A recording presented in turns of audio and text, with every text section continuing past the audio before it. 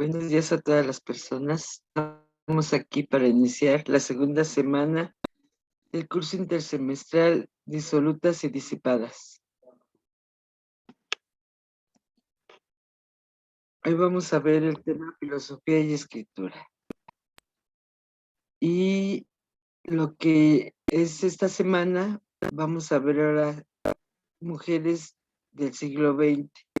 La semana pasada fueron mujeres del siglo XIX, pero ya esta semana son mujeres del siglo XX y espero que ahí se empiece a ver cómo si hubo un cambio, como si algo empezó a pasar que germinó en el siglo XIX con todas las mujeres que ya les presentamos y que afectó mucho en lo que fue ya la experiencia de las mujeres en el siglo XX. Bueno, son las 10:04, ya no han llegado todas las personas que usualmente estamos aquí, lo cual me da oportunidad de comentarles algunas cosas como sus tareas. Ya hay personas que enviaron su propuesta, que era la primera, y la segunda, ya hay 3 personas que hicieron su primer resumen. Me parece muy interesante lo que ustedes están descubriendo, lo que están comentando, porque es uno de los objetivos de este curso, justamente que ustedes descubran todo eso que, pues en cierta medida son muy jóvenes y a lo mejor ya no les tocó como tenerlos tan presentes como me tocó a mí, por ejemplo. Y entonces eso es algo que me parece que tiene que pasar, que ahora nosotros que pues nos tocó participar más de esa experiencia, ¿verdad? Con todas estas mujeres, pasar la estafeta. Y eso es lo que veo que ya está pasando, por lo menos con las 3 personas que ya empezaron a hacer su primer resumen, donde descubren no solamente lo que es el nombre, sino lo que es ya el pensamiento, lo que son esas ideas que hicieron que empezara a cambiar la condición y la situación de las mujeres. Entonces, en ese punto es donde, pues las personas que aún no han hecho su resumen, yo las invito a que lo hagan. Este es un curso, pues no tiene calificación en sí, ni van a pasar una materia en sí, pero si se inscribieron aquí es por algo. Tienen un interés, tienen ahí ustedes algo que quieren saber. Y la mejor manera de saber que ya se sabe es comunicarlo. Entonces, es una invitación y reiteración a que escriban, que comuniquen sus ideas a lo que es otras personas, en este caso, pues nosotros, los profesores, la profesora, ¿verdad? Sí, también eso es algo muy importante, que además pueden hacer su comentario a partir de las preguntas que se les generen, dudas, indeterminaciones. ¿Cómo sé que sé algo si no hago alguna pregunta confirmando ese saber? Creo que sería también algo importante, que si de pronto tienes alguna duda, la expreses, ya sea ahí en ese documento o aquí mismo en el chat, ¿verdad? De lo que se están enfrentando. Creo que es una buena manera, además de no solamente saber si ya sabes, sino que se extienda, ¿verdad? Ese conocimiento, que es algo que sentimos tanto el profesor Mendiola como yo, como que se está perdiendo un poco esa dinámica de lo que es el diálogo entre alumnos, profesores, en el sentido de que solamente como presionados, ¿verdad?, se atreven a opinar. Y considero que es muy importante que se expresen, que se comuniquen, que realmente no se queden con su idea solo, su comentario, incluso pues cuando no coinciden, ¿verdad? Porque no únicamente el diálogo es para afirmar lo que el otro está diciendo, sino también para disentir, que es una parte que me parece que es por lo que de pronto no se expresan opiniones, por considerar que se va a disentir y que eso a lo mejor no está bien. No, al contrario, disentir es la mejor manera de saber, ¿verdad?, lo que es realmente un conocimiento firme y sólido, porque no quiere decir que entonces nada más estás llevando por la idea de los que te están pasando la información, sino que además tú ya puedes generar un discurso donde incluso puedes decir, pues yo no estoy de acuerdo con eso, o explíquenme más para ver por qué tengo que estar de acuerdo con eso. Entonces ahí es donde nos gustaría mucho que se ampliara más este ejercicio de comunicación, más dialógico, más de participación por parte de ustedes. Pero bien, eso es lo que les quería decir en este inicio, de que pues muy bien que empiecen a leer y más bien que se comuniquen y empiecen a participar un poco más en estas sesiones, porque pues esa ya es la segunda semana y son nada más 2 semanas. Y ahí es donde pues no lo dejes para la siguiente semana, porque la siguiente semana pues ya no vamos a estar en contacto. Bueno, vamos a comenzar.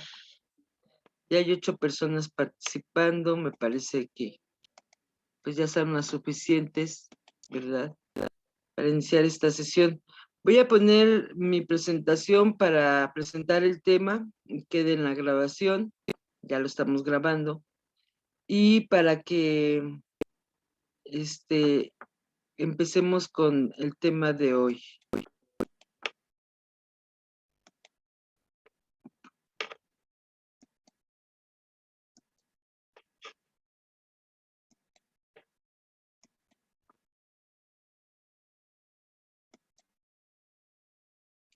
Disolutas y disipadas. Filosofía y escritura. María Zambrano, junto con su hermana Araceli Zambrano, Simón de Beauvoir y Marguerite Duras, son las mujeres que en esta sesión les vamos a comentar. Y pongo aquí nada más la fecha inicial de María Zambrano, ¿verdad?, que es una filósofa, que a mí me parece que eso es muy relevante, que las mujeres sean reconocidas como filósofas, porque se supone que es el ámbito más alto al que puede llegar una persona.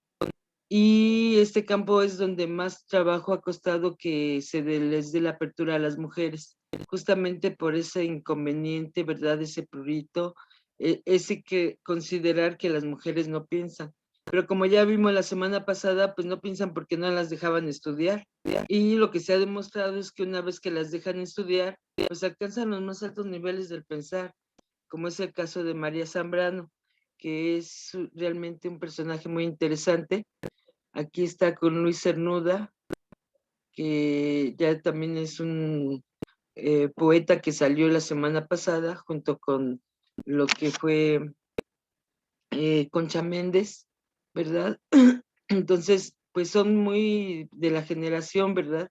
Y entonces, pero a mí lo que me interesa mucho es justamente que María Zambrano, discípula y maestra, como ponen en este cartel, pues tiene una gran relevancia, tiene una gran importancia.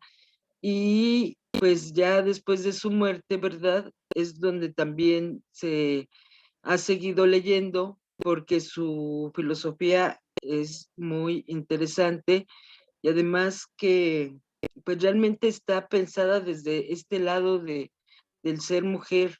No le pasó de volverse ahora sí que un señor, ¿verdad?, como ya veremos otro caso, pero ella siempre conservó este lado de lo femenino en su pensar, y eso es lo que me parece sumamente interesante de su filosofía.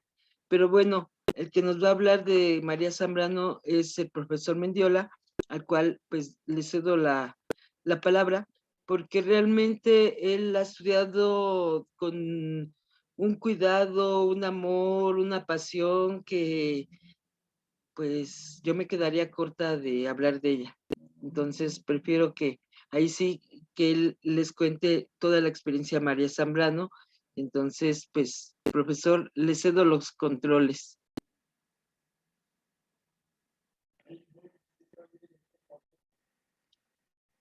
Claro, la presentación, Sí, como que se fue cuando dije, y ahora viene el profesor Mendiola. Sí, ese es un problema que tenemos, porque sí nos quieren todo el tiempo hackear nuestra cuenta de Zoom. Y pues no nos pueden hacer más que sabotaje, ¿verdad? Porque no nos pueden sacar realmente del sistema Zoom. Pero sí nos estorban. Y ahí es donde, pues bueno. Va a tener que reiniciar su compra, el profe Mendiola me está diciendo. Claro, eso voy a hacer. Entonces voy a compartir la presentación porque justamente estábamos preparados para este ataque. Y entonces yo tengo la presentación del profesor Mendiola ya aquí en mi sistema. Nada más cosa de que la comparta. Aquí está. Nada más permítanme abrirla. Entonces, sí nos están atacando de una manera muy terrible porque no les gusta que opinemos. Sí, pero yo aquí tengo la presentación. Entonces voy a compartir la presentación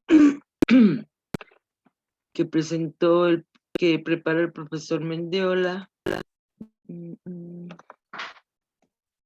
Les digo que estábamos... De la poeta que presenta a María Zambrano y lo pueden ir leyendo en voz alta. Correcto.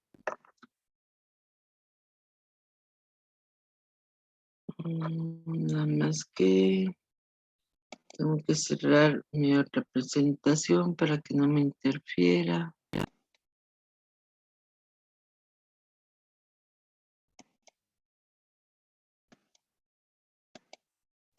Y espero que ahora no me saquen a mí, porque lo único que pueden hacer es estorbar nuestras presentaciones.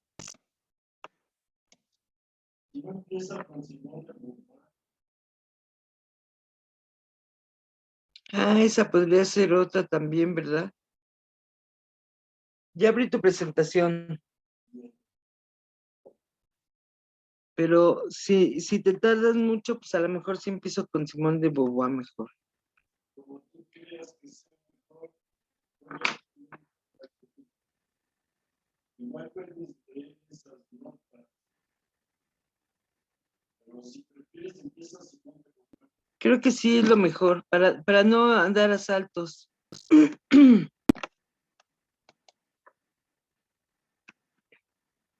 Bueno, vamos a hacer un cambio de presentaciones, dadas las circunstancias.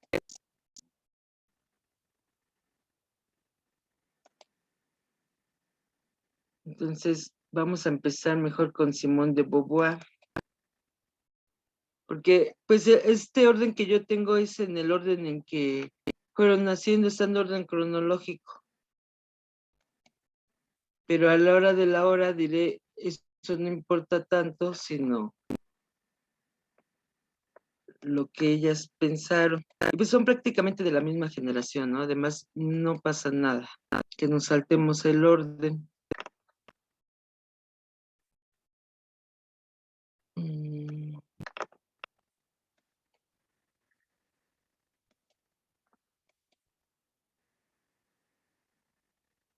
Porque, a ver, déjenme ver, así, aquí está.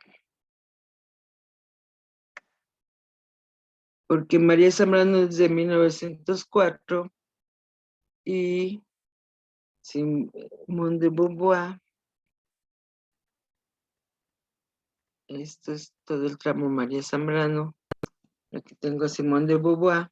Simone de Beauvoir es de 1908. Entonces, tienen pocos años de diferencia. Son de la misma generación.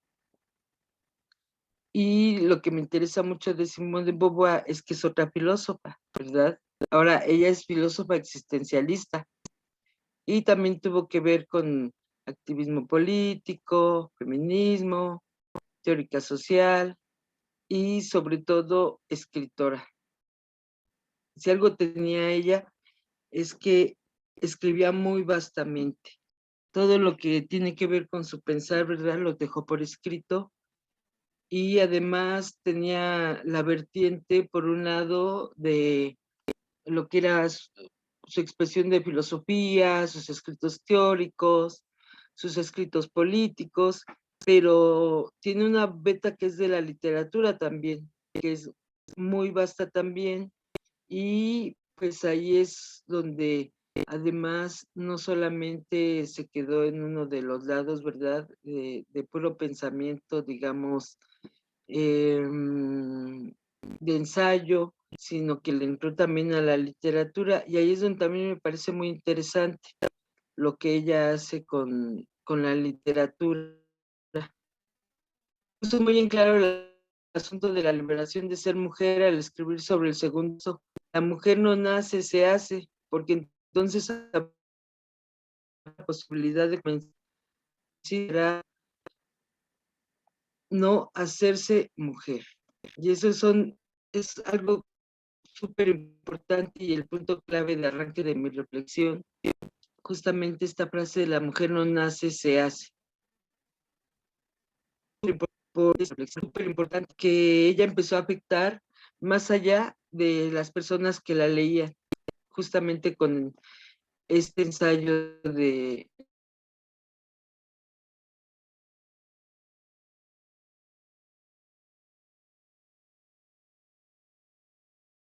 el segundo sexo, porque todo esto ya diciendo lo que va a ser el segundo sexo, porque de lo que es la experiencia de las mujeres. Segundo, todo esto llama mucho la atención siempre es que afectó más allá del ámbito de los intelectuales o la sea, sí, fue tan fuerte lo que ella escribió en este documento, donde personas que ni sabían quién era, traían la frase ya consigo y la ponían como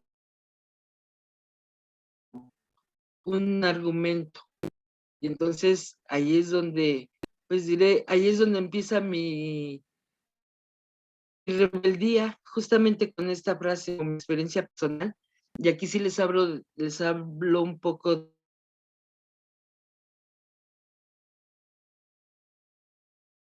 Mi rebeldía me cita esa frase cuando soy niña. Y además me la está citando para conminarme a ser mujer. Me lo dijo así, la mujer no nace, se hace. Y mi respuesta inmediata ante este argumento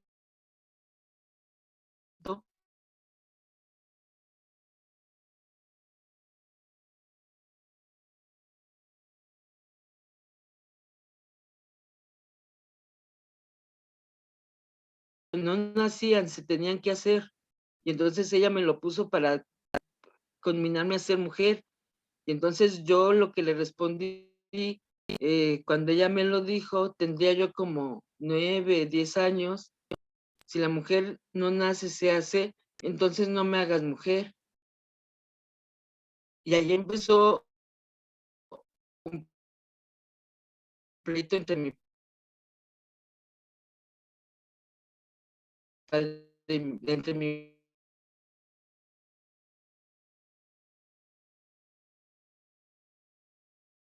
madre y yo, en realidad, porque esa, cuando es verdad que llega un momento que se escapa de su casa, pues yo también lo hice. Dije, no, pues aquí no voy a florecer y me fui de mi casa. Y como Concha Méndez, pues conseguí un trabajo, me puse a trabajar, me puse a estudiar al mismo tiempo y fue parte de mi liberación de la familia, porque justamente en el seno familiar es donde te hacen mujer. Y a mí, yo ahora que ya crecí, me parece muy afortunado que mi madre haya recurrido a esa frase, porque justamente con esa frase que ella interpretaba de otra manera, ¿verdad? Yo la interpreté desde mi experiencia y punto de vista de hija, y entonces llegué a esa conclusión, pero fue así inmediata, de decir, Entonces no quiero ser mujer. ¿Para qué me obligas a ser mujer? ¿Para qué me haces mujer? Y desde entonces yo realmente tomé esa conciencia de, pues no quiero ser mujer. Y me pasé ya de ahí en adelante todo mi camino, ¿verdad? De volverme una persona que no fuera mujer, pelear además que yo no quería ser mujer. Y todos los ejemplos que me ponían de lo que tenía que ser mujer, yo siempre les llevé la contraria. Y llegó un momento en que pues me decían, pues ya te veremos, sobre todo en dos situaciones, que en realidad es la misma, ¿verdad? En el sentido que una vez que yo decía que no quería ser mujer, me decían, ay, ¿a poco no te vas a casar? Pues no, no me voy a casar. Y la siguiente es, ay, ¿a poco no vas a tener hijos? Pues no, no voy a tener hijos. Y ante mi negativa de esas dos situaciones,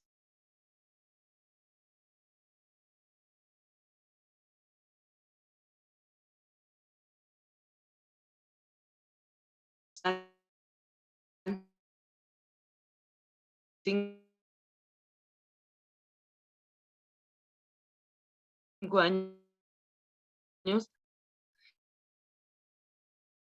que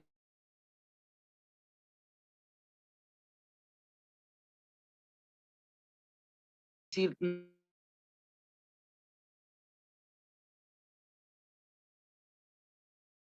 no, no soy que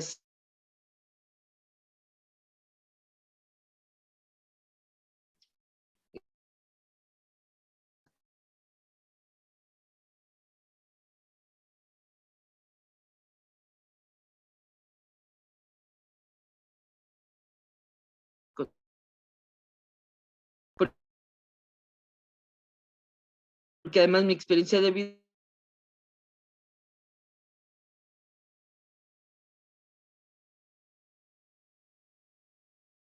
no le llevo. Y entonces ahí es donde incluso les digo aquí, lo que me gusta de Simone de Beauvoir es que independientemente de todo lo que digan mal de ella, ¿verdad? Porque ahora que fui y revisé todo lo que es este personaje, tiene una parte, diré, oscura, malsana, donde ella es la mala de la película y además andan buscando que ella no fue tan feminista como lo planteó, pero hizo que muchas mujeres comprendieran esta problemática y con ello, pues cambiar de vida, ¿verdad? Entonces, eso me parece un gran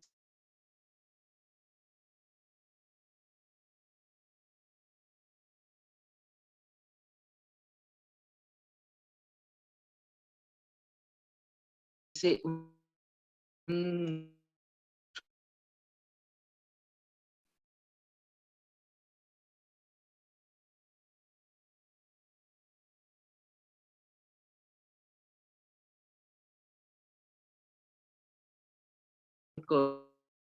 pero personas, mujeres, que me interesa que me ¿verdad? Es, además de ese feminismo, la situación de su escritura, de que ella, al fin y al cabo, pues a lo mejor se equivocó en su vida, se equivocó en su feminismo, pero en escribir no. Y eso es lo que a mí me parece siempre súper rescatable de su obra, que es justamente este trabajo de escritura que ella hizo y lo que es cómo andaba buscando, por un lado, en lo que era la teoría, por otro lado, lo que era como la ficción, pero a partir de ella misma,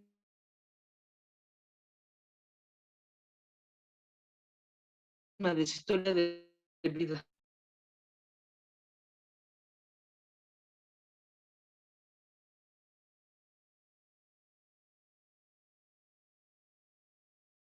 vida. Entonces, y por el otro lado, ¿verdad? Pues este libro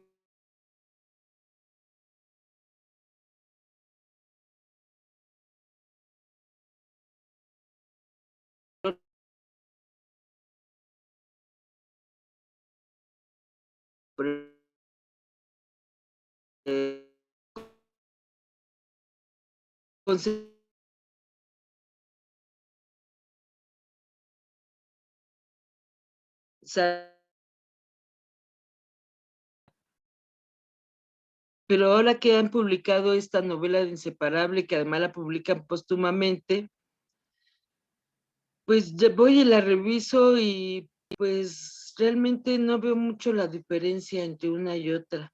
La única diferencia es lo que pasa en el lado de la ficción, donde enmascara a los personajes, les pone otros nombres. Pero si uno ha leído las memorias de una joven formal, pues inmediatamente está ahí la identificación de los personajes.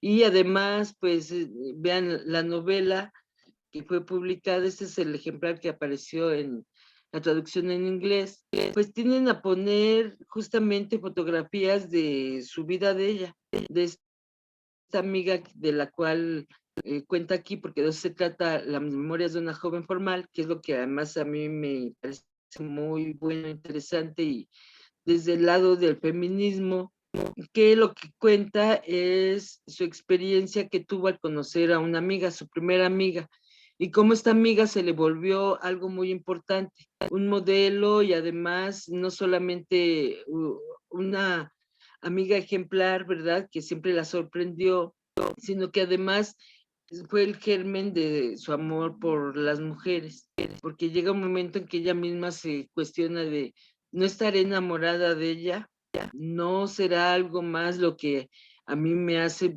ser inseparable de mi amiga, su amiga Sasa. Entonces, por eso también en la ficción,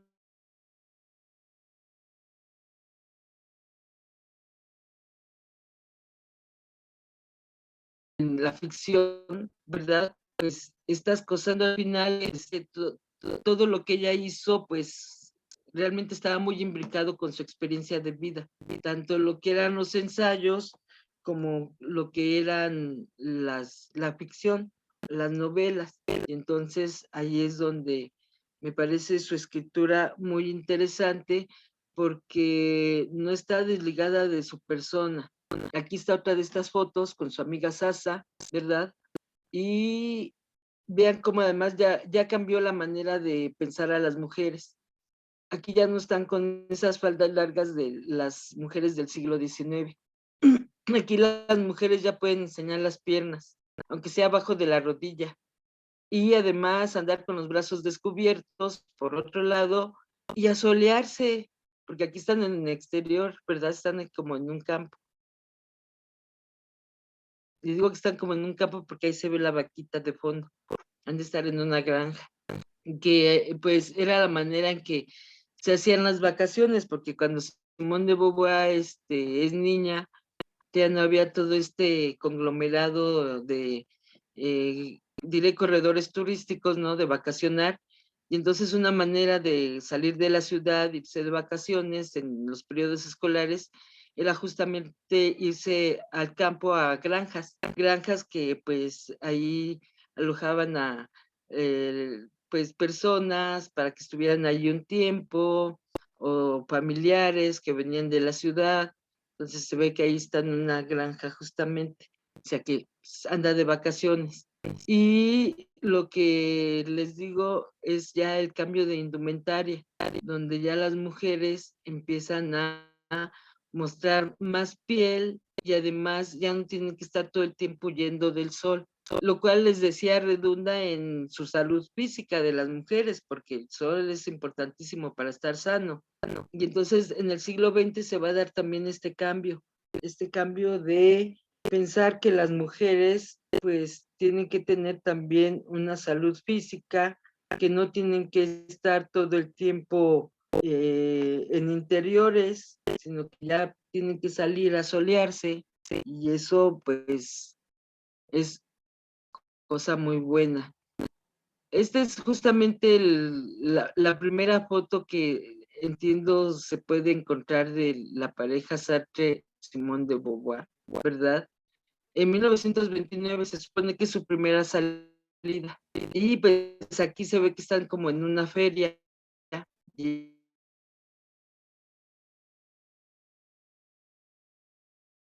está ahí tirándole algo, aquí está el y ahí es donde, pues, en las lecturas que están haciendo actualmente, como que lo ven como una contradicción de ella. Pero fíjense, yo lo veo de otra manera, porque se supone que ellos tuvieron una relación abierta y fueron pareja durante 50 años, pero fueron una pareja muy sui generis en realidad, porque nunca vivieron juntos, cada quien tenía su propio espacio. Por un lado, así como de camas separadas, aquí ya eran casas separadas. Y se veían todos los días, además. Y lo que yo veo es justamente eso con lo cual empezó mi reflexión la semana pasada con Emilia Pardo Bazán, donde lo que ella planteaba no es que se renunciara a convivir con los varones, sino que realmente se crearan acuerdos de convivencia con ellos. Y es lo que ellos van a acordar, un pacto de convivencia. Y es lo que en Memorias de un solterón, ¿verdad?, plantea doña Emilia Pardo Bazán, de que no hay que hacer un matrimonio, sino un acuerdo de convivencia de vida, y además ahí, pues tomar en cuenta lo que son estas dos personas, sus intereses, qué quieren hacer, cómo quieren convivir, y no lo que ya es un acuerdo preestablecido como es el matrimonio, donde el matrimonio ya está decidido qué es lo que tiene que hacer la mujer, qué es lo que tiene que hacer el varón, mientras que en un acuerdo que plantean las mismas personas, pues ellos sientan las bases de lo que va a ser su relación. Y eso es lo que yo veo en Simone de Beauvoir y en Sartre, que ellos sentaron las bases de su relación.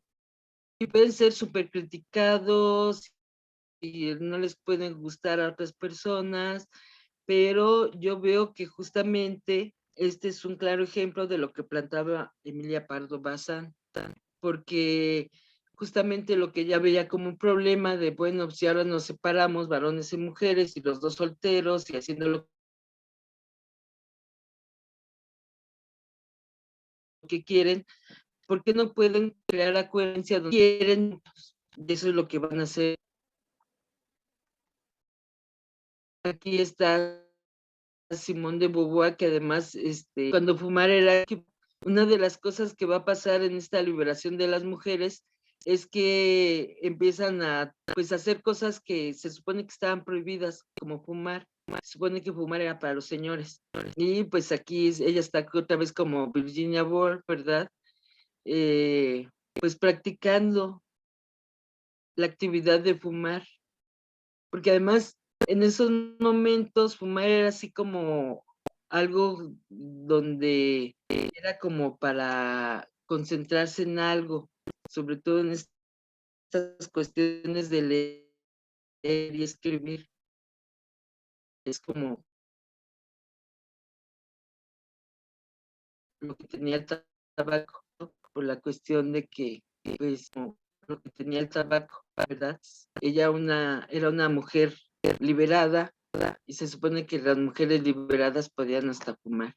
Pero vean la cantidad ahí de libros que tiene, ¿verdad? Tiene ahí una gran pila de libros, que es lo que ella está leyendo, y también, por otro lado, escribiendo. Entonces, ustedes si van y buscan en internet encontrarán también un buen de fotos, porque además le tomaron muchas fotografías, donde ella está con pilas y pilas de libros o de cosas que están ahí en su escritorio, donde ella ya está escribiendo, revisando. Entonces, eso es lo que va a ser la pauta de ella, de que es una intelectual, ¿verdad? Y era su actividad principal. Y en esa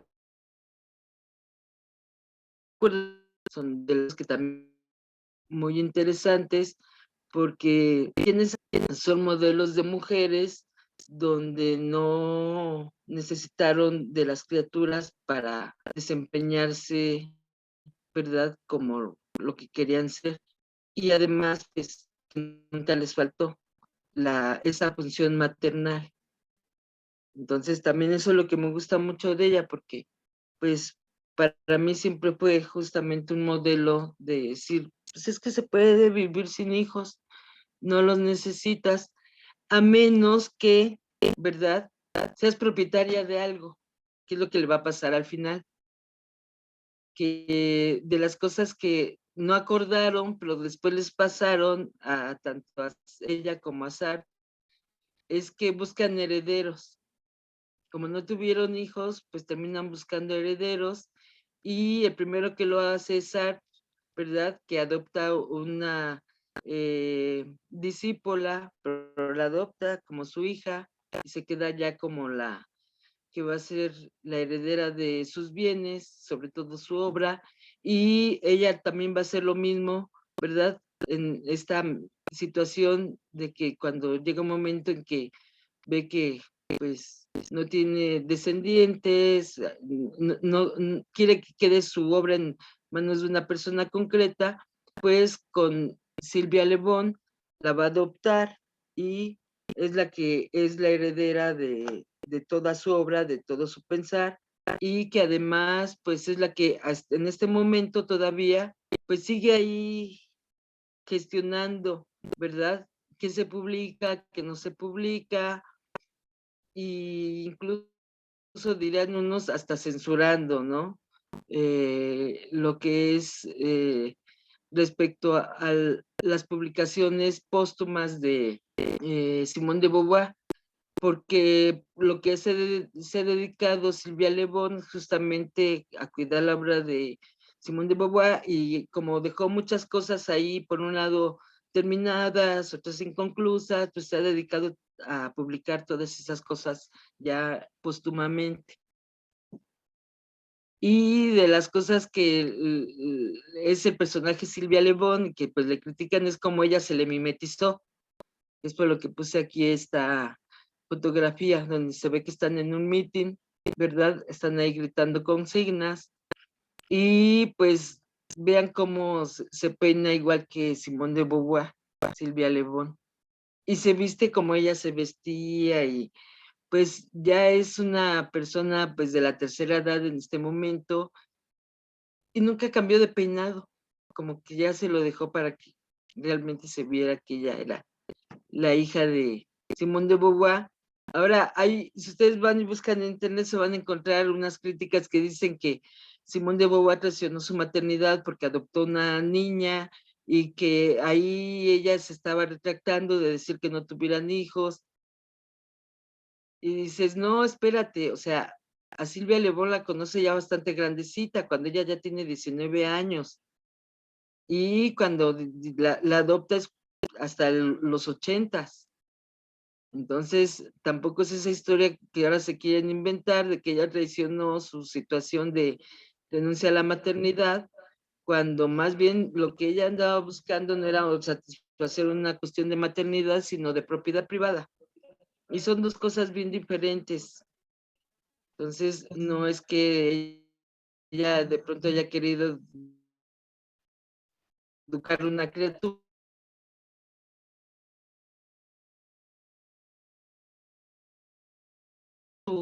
de que les hiciera falta, no, porque ya la criatura la elige,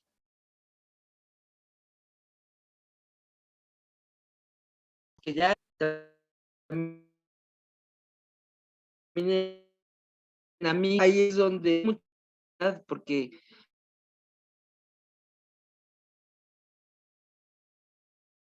pues es como quería tener relaciones con las mujeres, que para llevárselas a Sartre, ¿no? Y entonces, pues también hay muchos chismes ahí en medio de todo lo que fue su historia de vida, pero hay cosas que de pronto son interesantes, como esta relación que tuvo con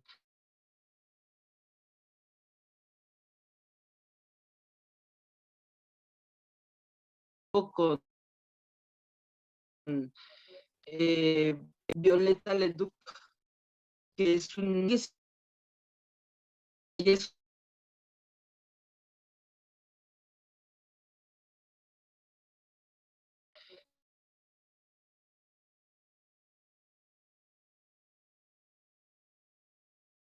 es un cosa era el lesbianismo en su obra del segundo sexo. Y además en las cartas que hay de ellas, porque hay una correspondencia, ¿verdad? En ese momento era un momento donde todo se hacía por correspondencia, muchas cosas que ahora hacemos por internet, lo hacían por cartas, entonces ahí están las cartas, y ahora que se han vendido y que han salido a la luz, pues se va viendo además cómo fue esta relación entre ellas dos, donde pues Violeta Leduc se le enamora mucho, pero Simone de Beauvoir pues ahí sí la rechaza, no la acepta. Pero eso no fue un obstáculo para que durante mucho tiempo ellas se siguieran tratando, y sobre todo en este aspecto de lo que es la escritura, porque eso fue lo que Simone de Beauvoir siempre le reconoció a Violeta Leduc, todo lo que ella tenía como escritora, y además pues contribuyó a que la publicaran. Y la obra que es la primera que le publica, o que Simone de Beauvoir tiene que ver con que se publique y le hace el prólogo, pues se gana hasta el premio Goncourt, que es un premio muy importante en Francia. Y entonces ahí es donde yo vi una muestra donde, pues independientemente de si se quisieron o no, ella reconoció a otra mujer como su igual en escritura, como Victoria Woolf y Catherine Mansfield, ¿verdad? Donde incluso pues la apoya. Y eso me parece muy loable, y que además tiene que pasar entre mujeres también, porque eso es lo que pasa en los varones para que se publiquen, y pues le echa la mano al amigo y le hace el prólogo, y siento que es algo que falta más en el ámbito de las mujeres, en eso de que de pronto hay muchas envidias y tratan de ocultar a la otra.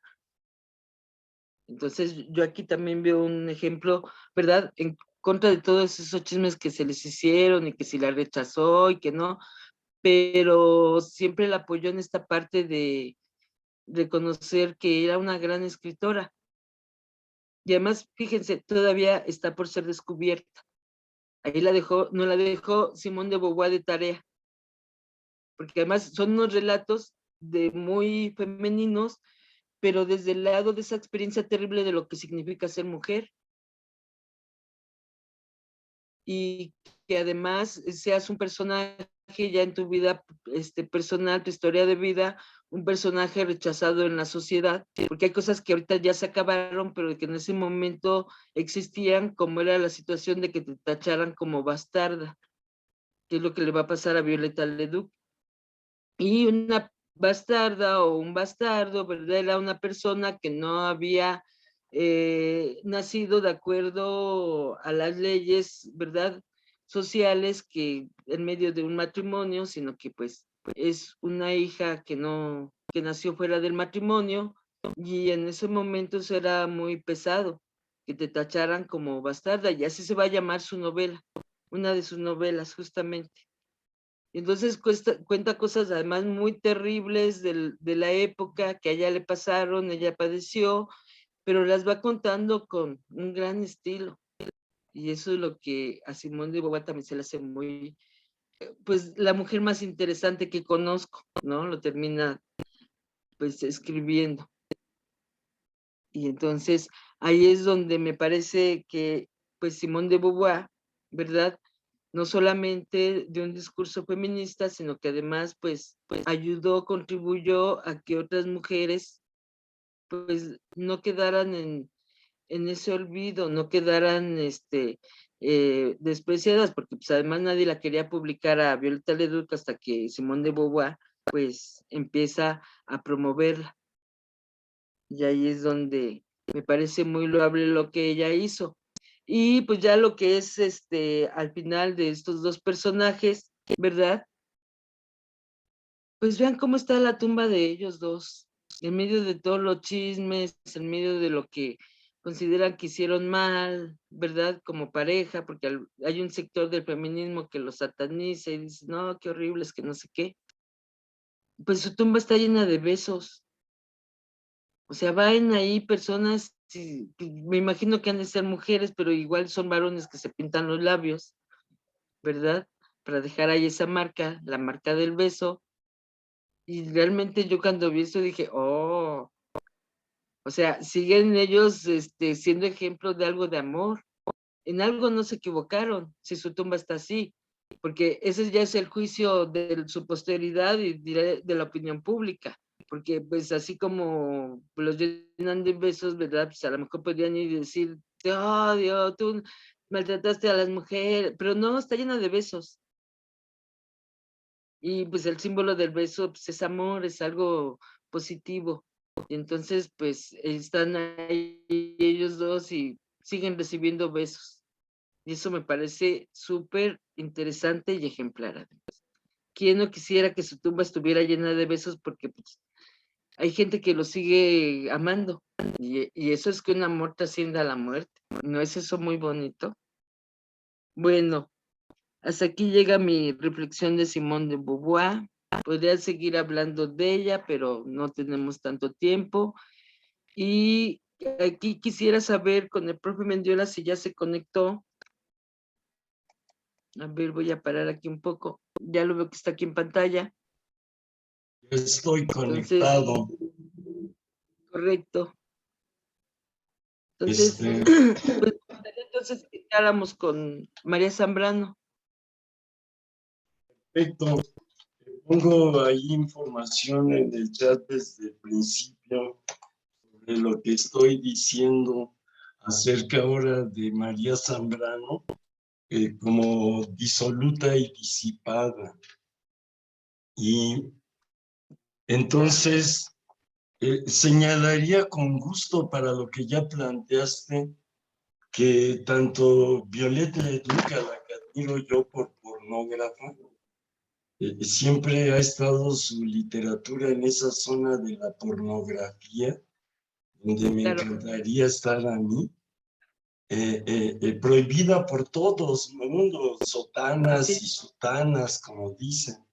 O sea que es disoluta y disipada. Ella, pues, digamos que en buen cariño besó a Simón de Beauvoir. ¿Quién no daría el cielo y la tierra por besar a Simón de Beauvoir? Ahí están las fotos de ella desnuda. Y pues son seres besables.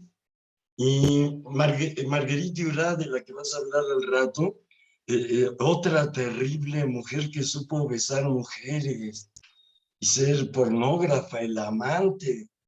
¿No? ¿Cuántas niñas aprendieron a acariciarse el clítoris viendo esa película en Netflix? Y ahora yo voy a María Zambrano, que su perversión es más delicada. Así es.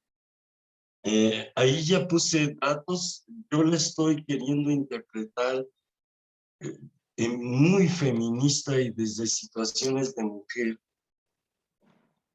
que es lo que creo que vuelve un poco odioso mi discurso, porque yo me pongo realmente en el lugar de las mujeres. Y si se está ya compartiendo y viendo clara mi presentación, ahí está, Sí, ya se ve.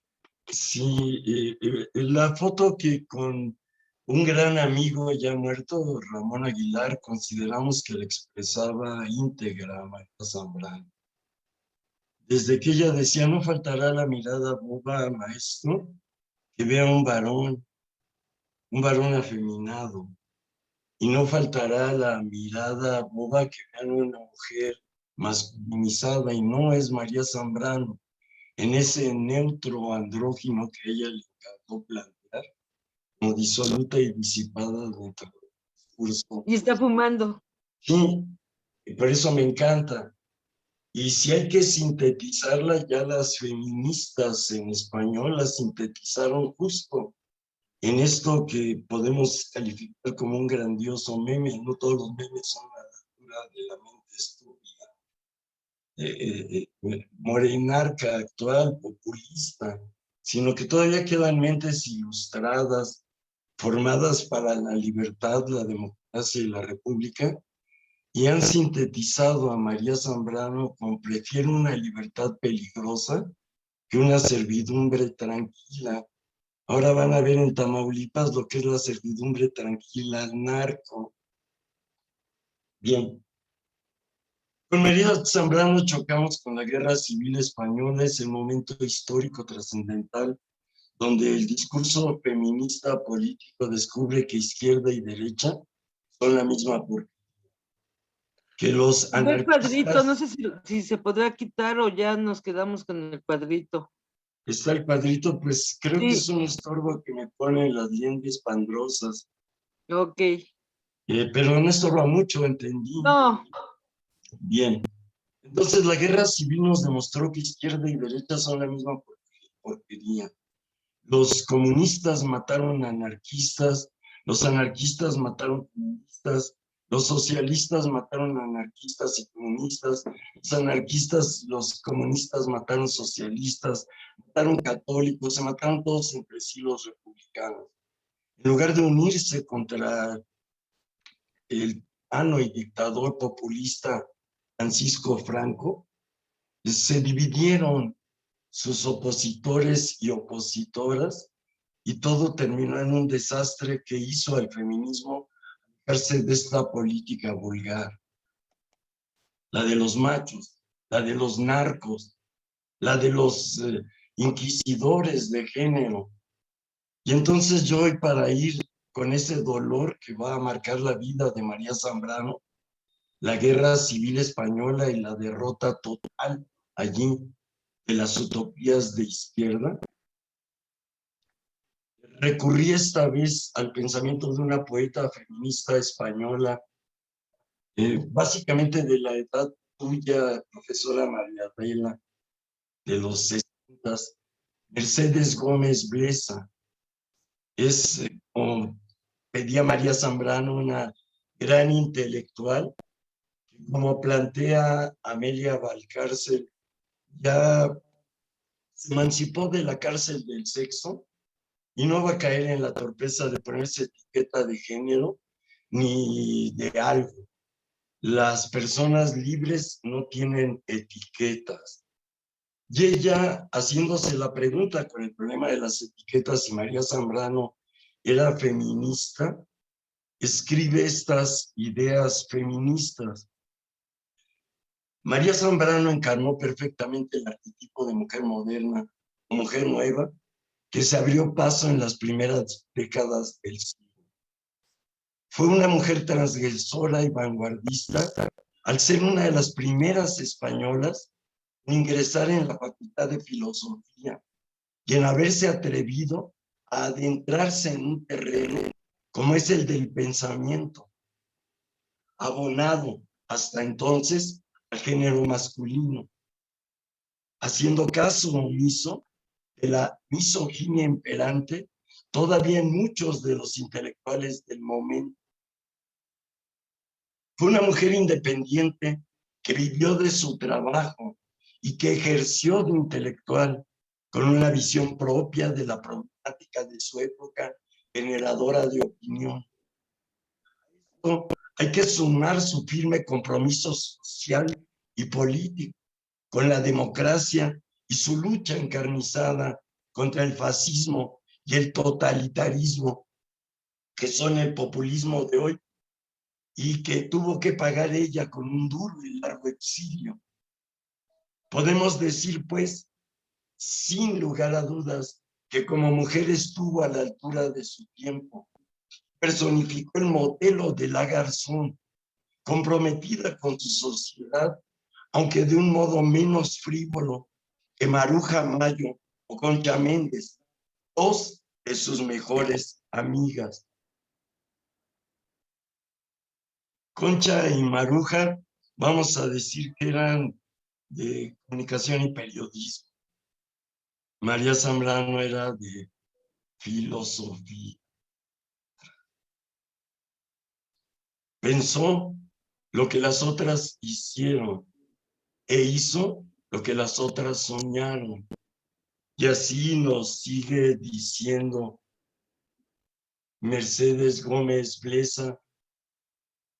Si nos atenemos a los datos objetivos, no tenemos constancia de la pertenencia de Zambrano a ninguna de las asociaciones feministas de la España de su época, ni tampoco que formara parte de una de las empresas culturales femeninas más interesantes de la década de los 20, el Lyceum Club.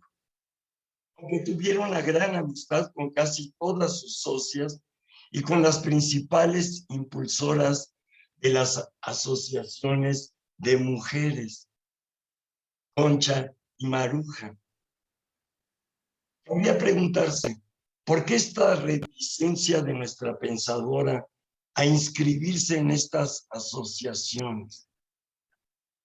La respuesta más obvia, y que imagino tendrán todas en sus mentes, está en el intento constante de Zambrano por trascender la distinción de género masculino, femenino, en una unidad que englobe a ambos y evite la dicotomía. Esta unidad, yo digo, podemos llamar androginia, es la que proporciona el concepto de persona. Recordemos en este sentido el famoso prólogo de sus obras reunidas, en el que Zambrano se designa a sí misma como el autor, alegando la siguiente razón. He de explicar que esto de decir el autor es algo enteramente espontáneo, debido a que este autor se me aparece como neutro y no como masculino. Neutro por más allá y no por más acá de la diferenciación existente entre hombre y mujer, ya que de pensamiento se trata. Y al pensar se olvidan las diferencias. Creo que sus palabras son suficientemente clarificadoras como para no seguir ahondando en este argumento e incurre en la superación definitiva de la diferencia de género.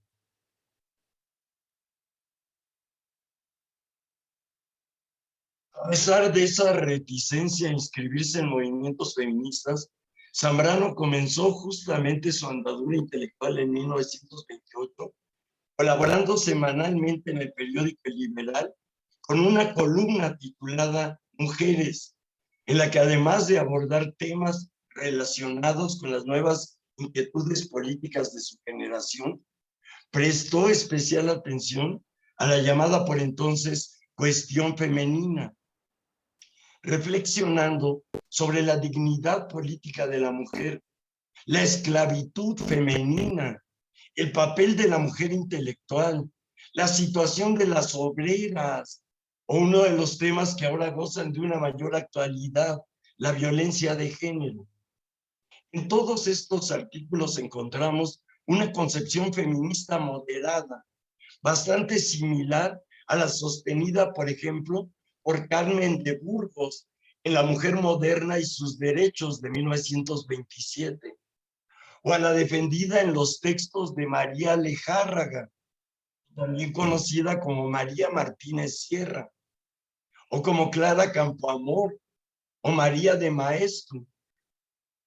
Coincide con todas ellas en la denuncia de la deplorable reclusión de la mujer en el espacio doméstico y su reticencia de la mujer a abandonar el hogar para adquirir un compromiso social y político, lamentando, como muchas otras compañeras de su generación, que no haya existido en España un verdadero y ruidoso movimiento feminista a mediados del siglo XIX, como los habidos en Estados Unidos e Inglaterra, con figuras de la talla de Meline Pankhurst o Josephine Butler, que haya hecho posible la exigencia de la igualdad entre varón y mujer en el Código Civil y Penal. Las leyes españolas, según la autora, seguían fomentando la esclavitud femenina, de la que solo se puede salir a través de la formación de la mujer y de una organización de su trabajo. Cuando la mujer pide que los feminicidios los resuelva el Estado de los machos, pide que la devuelvan a la esclavitud. María Zambrano ha sido una de las filósofas occidentales que más y mejor han reflexionado sobre un gran repertorio de personajes femeninos. Sus textos sobre Antígona, Diótima de Mantinea, Atenea, Eloísa, Dulcinea, la Celestina, Lucrecia León, las mujeres de Galdós, Fortunata, Nina, Tristana, Isidora, Lu Andrea Salomé y Ana de Caravantes demuestran cómo la figura femenina ha sido utilizada por Zambrano como verdadero vehículo de pensamiento a través de la meditación de las problemáticas vitales y morales que encarnaron este amplio elenco de mujeres. Ahora ha sabido encarar la crisis del sujeto contemporáneo y plantear como solución una nueva figura de razón, la razón poética. Busca desenrajar el alma de su hermetismo y abrir un diálogo con lo otro de la razón.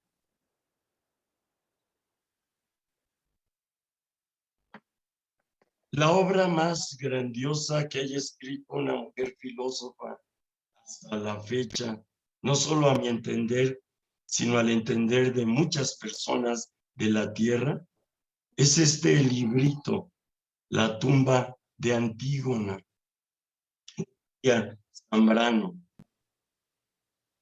A diferencia de Simone de Beauvoir, de Hannah Arendt, de Simone Weil, y así podríamos seguir hasta prácticamente Graciela Hierro, Marta Lamas, las mujeres filósofas siempre han escrito como machos filósofos, con notitas de pie de página y bibliografía.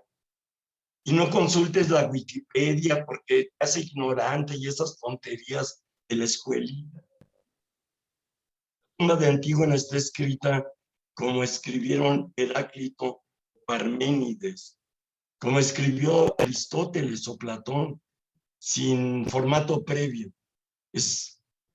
Para unas personas es una obra de teatro, para otras personas es un poema, para otras personas es el tratado más excelente escrito hasta la fecha sobre lo que es la democracia y la libertad. Ahí es donde yo, Salvador Mendiola, aquí presente, llegué a María Zambrano. Hace ya, entiendo hoy, que muchísimos años. Mi admiración por este libro me llevó a leer el siguiente en los breviarios del Fondo de Cultura. María Zambrano, los populistas como el Caca Samloco, tenían ya dada la orden de que no la publicaran en ningún lado, que no la citaran en España, como intentan hacer con mi discurso populistas dentro de la UNAM hoy día. Y entonces leí El hombre y lo divino, que le publicó Alfonso Reyes en el Fondo de Cultura, porque yo había leído y comprado y cambiado de modo de ser por leer La tumba de Antígona, que por lo que veo en mi ejemplar, corresponde a lo que es la primera edición en México de 1967. Un nuevo pensar, y por eso lo he querido introducir como disoluta y disipada, con palabras feministas. Ya les digo de Mercedes Gómez Blesa, ya les digo de la tradición feminista en español. Y pues desde ahí llegar ya a María Zambrano misma, donde creo muy importante y significativo para redondear las ideas feministas de este curso que se desea subversivo y contracultural dentro de una UNAM que se duerme y se deja pisotear por el populismo fraudulento de los morenarcos que le mueven los hilos a Amloco el Cacas. Yo nada más quiero ahora leer en voz alta 1, 2, 3, 4, 5, 6, 7 párrafos, lo que escribe María Zambrano sobre la mujer y la emancipación de la mujer a través del personaje de Eloísa, que ya en el chat de esta transmisión pueden ubicar en la Wikipedia y vean nada más de qué tamaño de extensión es la nota sobre Eloísa y lo que debemos estar ahora estudiando como feministas que deseamos libertad, democracia y república. ¿Estás hablando, profesora María Adela? No, voy a cerrar Bien, mi micrófono. porque me aparece una señal y entonces no te quería interrumpir. Leo entonces a María Zambrano sobre Eloísa, mujer real. Eloísa se encontró levantada por encima de su sexo a causa de su participación en la voluntad del amante, Abelardo. Pues Abelardo representa al hombre de su hora, es el ápice de su inmensa aventura, viviéndola con lucidez y pasión. Es el hombre sobre cuya espalda se deja sentir la carga de los trabajos y padeceres en el correspondiente acto del drama de la historia universal. Preciosa tuvo que serle la alianza de Eloísa como certidumbre íntima de su relación con ella es de índole muy diferente de la vivida por los amadores de su siglo y todavía los de nuestro siglo. Mientras los demás hombres amaban a la mujer idea y convivían con la mujer más o menos imagen de la eterna Eva, Abelardo tuvo mujer en quien la amante se identificó con la amada. Raro y precioso suceso en que la mujer entra en la plenitud de su existencia. Existencia es identidad de posibilidad y realidad. Posibilidad que estaba encerrada en la imagen sagrada, como sucede siempre. Identidad de la amada y del amante fue lo que hizo de Eloísa la mujer real, elevada sobre las demás, que solamente eran sombra de su imagen. Eloísa coincidía con su imagen, privilegio que ella percibió agudamente, según aparece en sus cartas, aunque nublado por la terrible nostalgia. Si las cartas en la versión llegada a nuestros días son auténticas, podemos creer que el sentimiento de esa su existencia real debió de serle sumamente claro. Es la realidad de su vida que se abre paso en esa alucinación constante que su clausura le trajo en sustitución de las horas de amor pasadas para siempre. Es el grito de un triunfo que rasga la desolación y la vemos aferrarse a la terrible nostalgia como venganza. En ese no me podrían quitar el dolorido sentir con que el amor se revela ante la resignación y ante la impasibilidad. Y también porque en la nostalgia encuentra la certidumbre de su raro privilegio. Era la mujer quien aparecía en la plenitud de su existencia, más allá de los sueños del varón. Mas su ser respondía a ese sueño. Era el contenido de la imagen sagrada transformada en vida. Era la liberación de la encantada esencia, posibilidad para fijarla en su realidad mediante la pasión. La mujer parece haber sido designada para ser la protagonista de la historia del alma en el mundo. No exento de ella el hombre, la ha eludido y traspasado para ganar eso otro que quizás se llame ánimos, voluntad, intelecto o espíritu. El término griego nous parece decirlo más claramente que otro alguno. La suerte del nous ha estado encomendada al varón que ha perdido muchas veces su alma por sostenerlo y perseguirlo. Séale ese pecado perdonado. No así a la mujer, que cuando pierde el alma no parece tener ya cosa alguna y convertida en sombra anda errante, perdida irremisiblemente. La estampa de la mujer perdida responde a esta realidad de la mujer que al perder su alma ya no tiene nada, mientras que al hombre desalmado aún le queda, aunque muy arriesgadamente, la prosecución del espíritu, razón o nous. La transformación del alma ha sido padecida por la mujer, ocupando por eso lugar tan oculto y tan poco propicio a las liberaciones. El alma no quiere dejar de ser esclava. Su padecer es su actividad suprema.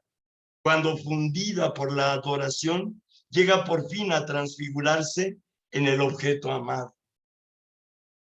Pues el alma no puede persistir en su ser, receptora, pasiva, necesita de la existencia de algo más real que ella, a quien adorar y adquirir así la forma que no tiene, la existencia que le falta, las más veces por participación de un modo imperfecto, por identificación transfiguradora cuando alcanza su verdadera realidad. La paciencia, esa femenina virtud que solo algunos varones excepcionales conocen, es esencial al alma que padece, y el padecer es la condición para cumplir su metamorfosis. El alma inmersa en el tiempo ha de tener la paciencia de padecerlo instante a instante, como si el tiempo cristalizase en su interior. María Zambrano en el exilio fue paciente y además fue paciente teniendo como paciente a su hermana Araceli, de la que ahora nos va a hablar la profesora María Adela. Y en esa paciencia de cuidar a su hermana Araceli, María Zambrano descubrió lo esencial para no perder el alma feminista. Amó a una mujer. En lugar de odiar a los varones, amó a una mujer. Y por un detalle de amor a esa mujer, supo entender lo que era el amor a los varones y nos explicó de manera excelsa para las feministas actuales lo que es una auténtica filosofía del amor, libre de la pareja burguesa de la Biblia, de la pareja reaccionaria del Código Civil de Napoleón Bonaparte. Nos invita a un amor global, comunal, diverso y al mismo tiempo incluyente. Y ahí es donde he dicho lo que tenía que decir desde la sabiduría de María Zambrano para esta aventura de disolutas y disipadas, que no nos queremos meter en el orden de la yunta de la pareja patriarcal autoritaria. Sirva esto para festejar el reconocimiento del Papa de los populistas morenarcos de México, el panzón ese de la Iglesia de la Luz, ya reconoció que no era un santo, era como Mendiola o como María Zambrano, un asco de ser humano como tú. Enséñame a alguien que pueda tirar una piedra en cosas moralinas. María Zambrano por eso nos dijo, olvídate del sexo, olvídate del género y ama, y verás lo que es la libertad. Gracias por su atención, gracias por su paciencia, gracias por su amor.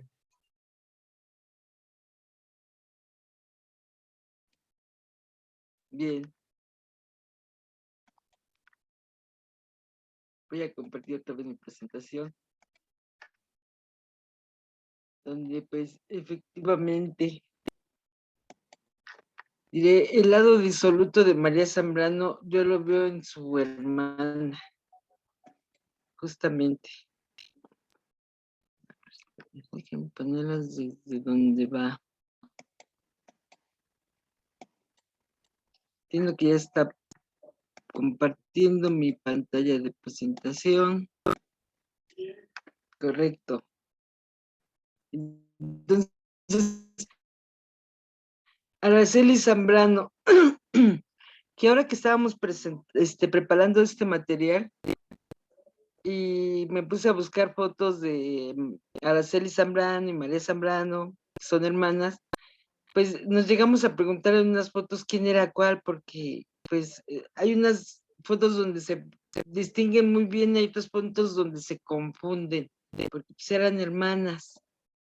Y entonces, pues a mí ya me quedó la duda si esta es Araceli o no. Según yo había identificado que ahí era Araceli, pero en una de esas me estoy equivocando, pero ahorita tengo otras fotos donde se ven. Y entonces, habiendo nacido para el amor, fue consumida por la piedad, es lo que dice María Zambrano de su hermana, en la tumba de Antígona, justamente. Y justamente ese es su lado que yo veo que es de disolución y disipación María Zambrano, porque la hermana se va a meter en una relación no muy aceptada y ella nunca la va a criticar, nunca la va a repudiar, nunca se va a alejar de ella por eso, sino al contrario, incluso va a reflexionar sobre lo que le está pasando a su hermana, justamente a través de esta obra que se llama La tumba de Antígona, donde pues ella trata de explicarse qué es lo que le está pasando a ella, porque pues se metió en una relación donde ella quedó como la amante. Ella primero tuvo un marido, se separa de él y es cuando va a dar con Manuel Muñoz Martínez, que es el que, pues en los documentos de policía la identifican como su compañera sentimental. Y eso también me parece interesante porque no, era un momento donde era tan, diré, cosas censuradas ser la amante que no las designaban así como amantes, sino compañera sentimental. Entonces, ahí otra vez vuelve a pegar con esta cuestión de que, pues, hay que crear relaciones de compañerismo. Y aunque pues fue muy penoso todo lo que pasaron porque ella quedó como en situación de la segunda familia, ¿verdad? Ahí es donde está esta situación de la disipación de la Zambrano, porque efectivamente andaban como la segunda familia de Manuel Muñoz Martínez y tener a la segunda familia, que así es como las empiezan a llamar la primera familia de este señor, ¿verdad? Cuando viene el problema de que tienen que huir de España, porque tienen que huir de España, cuando viene toda esta cuestión del franquismo, y él es el que la saca de España y la lleva a Francia primero. Y entonces ahí es donde la primera familia pues se siente relegada, porque no saca primero a esta primera familia, sino que saca a la segunda familia, es decir, saca primero a la Zambrano, y la saca primero de España y después ya va a sacar a su otra familia. En esta situación de que además, pues en ciertos momentos, ¿verdad? Se acepta que un señor tenga una primera familia y una segunda familia y así es como empiezan a llamar a la Zambrano la segunda familia de Manuel Muñoz Martínez. Y saca a María Zambrano, saca a Araceli Zambrano y a la madre de ellas también. Y es lo primerito que hace. Y ahí se empieza a ver, pues, a quién valora más, ¿verdad? Y ya no, pues, pasa como esta situación de que las personas que de pronto realmente caen en una situación de que pues yo estoy contigo, pase lo que pase, pues no se va a separar a la serie de Manuel Muñoz Martínez hasta que pues es fusilado él, porque él va a terminar siendo fusilado porque era un personaje perseguido por lo que era ya Franco. La hermana del libro Delirio y Destino de María Zambrano resulta desgarrador. La identificaba con el mito de Antígona, porque habiendo nacido para el amor, la estaba devorando la piedad. Y eso es lo que, como va a ver María Zambrano, lo que le está pasando a su hermana Araceli, que es un acto de piedad lo que va a tener además con Manuel Muñoz Martínez, porque a diferencia de la esposa, ¿verdad?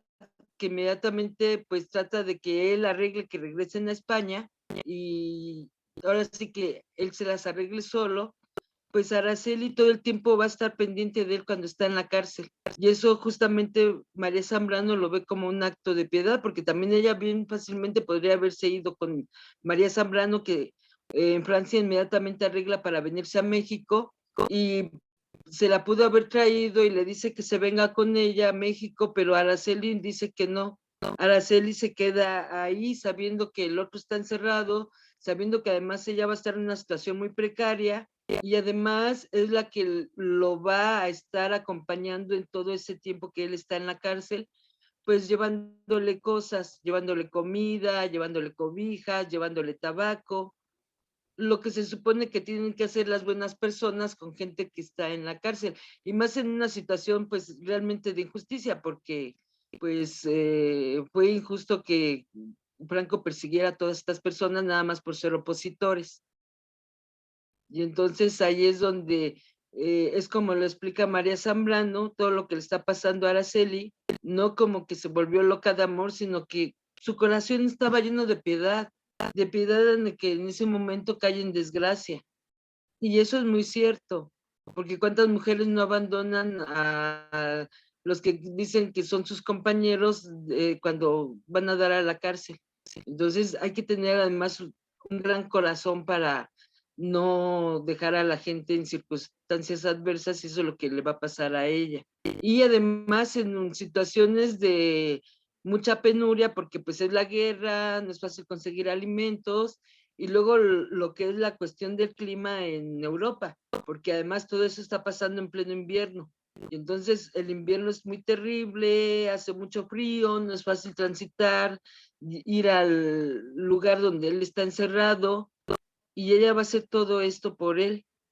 Evidentemente no hablaba de Araceli Zambrano Alarcón como una víctima del exilio republicano y de la ocupación de Francia por las tropas nazis, nos hablaba, o sea, es además la manera en que ella va a hablar de cómo, pues, además tuvo una situación muy adversa a Araceli, porque como ella era la que iba y venía, le llevaba cosas a él en la cárcel, pues llegó momentos donde la interrogaron y la trataron ahí mal, o sea, como tratan a las mujeres que consideran que pues, están siendo cómplices de los que están encarcelados. Y entonces parece que además, pues sí, tuvo que padecer momentos de presión y de tortura. Y eso, pues al final va a terminar en situación de que pues ella pues se vuelve un poco desquiciada, un poco loca, ¿no? Un poco pues ya no pudo rehacer una vida normal. Y es por lo que María Zambrano después se va a regresar otra vez a Europa, cuando pues Manuel Muñoz Martínez lo fusilan y ahí se queda Araceli pues sola. Araceli compartió piso en París con su hermana María. Cruzaron la frontera en coche, Araceli y María Zambrano, y la madre de estas, y el hijo de Muñoz llamado Agustín. Y ahí es donde pues sí estaba como ese reconocimiento que ellas eran la segunda familia, porque pues él andaba con su hijo y pues el hijo ya sabía todo. María Zambrano tenía contactos en América Latina y su intervención era embarcar cuanto antes hacia el nuevo continente. Finalmente María Zambrano pudo salir de Francia y se estableció en México, pero duró muy poco en realidad, porque aquí no se va a hallar muy a gusto. Y pues lo que les contaba de que Araceli fue la que auxilió a Manuel Muñoz Martínez, y este es un libro justamente donde pues cuentan toda esta historia donde él estuvo cautivo de la Gestapo y que fue una cuestión realmente política muy injusta, y ahí es donde pues Araceli, independientemente de que él era el amante o no, pues se dio cuenta de una injusticia y por eso también nunca lo abandonó. El 14 de septiembre de 1964, tras una nueva denuncia y su posterior inspección sanitario-cívica, ya cuando están en Europa, cuando María Zambrano se queda sola a su hermana porque ya lo fusilaron a él, se regresa y van a dar a Italia. Y ahí una de las locuras que tenía, porque así la tachaban de que era su locura de Araceli, es que además en todo aventura que tuvo del exilio y andar en Francia y luego regresar a Francia y de ahí otra vez irse ahora a Italia, siempre anduvo cargando unos gatos. Y entonces llega un momento que se crea una cuestión de salud pública, ¿verdad? Con sus 13 gatos que tenía allí en Italia y entonces después de esa revisión sanitario-cívica las botan de Roma y el aviso de la policía es que eran personas peligrosas. O sea, además las tacharon de personas peligrosas. Y todo eso, pues, porque, pues, Zambrano nunca abandona ahora a su hermana y, pues, ahora sí que se vuelven las mujeres de los gatos, ¿no? En esta idea de que las mujeres con gatos están locas, ¿verdad? Y las tachan de peligrosas personas. Y ya, pues, ellas se tienen que ir de ahí, se buscan otro lugar, pero siempre con sus gatos. Y entonces, además, lo que me parece muy interesante de todo esto es que María Zambrano, teniendo el prestigio que tenía, que además pues ya estaba siendo reconocida como filósofa y a lo mejor podía tener una mejor situación si no cargaba con la hermana, pues nunca la abandonó, siempre es el amor que decía el profe Mendiola de que pues es la mujer a la que amó. Y pues diré, llega un momento en que a lo mejor no es tan fácil amar a tu hermana, ¿verdad? Pero ella realmente tenía un cariño y un amor por su hermana, que es lo que la hace que no la deja nunca abandonada, y eso es lo que va a hacer que de pronto María Zambrano también pues no esté en una buena situación y también pasó muchas penurias. Siendo la gran filósofa intelectual reconocida, pues también eso le va a afectar y no fue un motivo para considerar que sería lo mejor para mí María Zambrano sola, sino, pues si no me aceptan con mi hermana, pues no voy. Y ahí es donde, pues este es el lado disoluto de María Zambrano, justamente, ¿verdad? Amar a su hermana y no abandonarla y aceptar que, pues, eh, su relación con este señor a lo mejor no era lo mejor, pero no por eso la iba a abandonar. Y finalmente, pues, hicieron algo por una persona que estaba en la cárcel también, que eso es, les digo, un gran acto de justicia. Entonces, esa es la historia de Araceli Zambrano y el lado, pues diré, no tan positivo de María Zambrano desde una mirada, pero desde otra mirada, pues realmente, pues son muy ejemplares, porque ante la adversidad se mantuvieron siempre apoyándose, se mantuvieron siempre solidarias, y eso es algo que no fácilmente hace cualquier persona. Pero ahora vamos con Marguerite Duras. Esta es otra de mis escritoras favoritas también. Me parece súper interesante la forma en que escribe, ¿verdad? Y además, lo que me parece más interesante es que ella son de las que dan el salto al lenguaje cinematográfico. Y así como escribe sus novelas, ¿verdad? Tan complicadas, tan polémicas, porque no son fáciles de pronto de leer, no se entiende si los personajes están bien o están mal, si los escenarios, las acciones. Así son sus películas, justamente. No hay diferencia entre lo que ella escribe como novelista y las películas que ella hace. O sea, realmente sigue siendo la misma. Y en esto de buscar la cuestión de las transiciones, realmente yo no he llegado a este punto donde ha llamado a las mujeres, de hecho me parece como que no tenía hasta ni amigas, ¿no? Pero yo pienso que es una parte muy oculta de ella y de que además sigue siendo silenciada entonces, pero lo que sí es muy interesante, ¿verdad? En esto de buscar su parte disoluta y disipada, pues ella reconoce que el alcoholismo, ¿verdad?, es parte de su vida. Ahora comprendo que muy joven, a los 15 años, tenía ese rostro premonitorio del que se me puso luego con el alcohol, la mitad de mi vida. El alcohol suplió la función que no tuvo Dios, también tuvo la de matarme, la de matar. Ese rostro del alcohol llegó antes que el alcohol lo confirmó. Entonces, ella va a reconocer que tiene un problema de alcoholismo. Y además llega un momento en que, pues, como pasa con los alcohólicos, ¿verdad? Lo puede dejar por temporadas, pero vuelve a reincidir y vuelve a reincidir.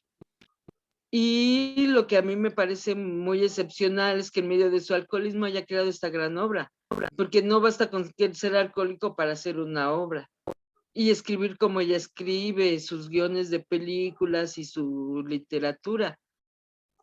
Y además con esta parte que ella tiene, que además era bien bonita, ¿verdad? Que es lo que va a ir contando en El amante, ¿verdad? Pues cosas que le pasan es porque pues ella era justamente por ese rostro, de que sí era bien bonita y además pues en la cuestión de que y además si se arregla, ¿verdad? Pues queda aún más bonita, lo que ya era bonito pues, se reafirma. Y entonces aquí hay unas fotos donde ella está bien maquillada, bien femenina, pero se ve que ya al final de su vida ella pues ya no necesita ponerse eso, justamente porque acepta ese rostro, ¿verdad? Del alcohol.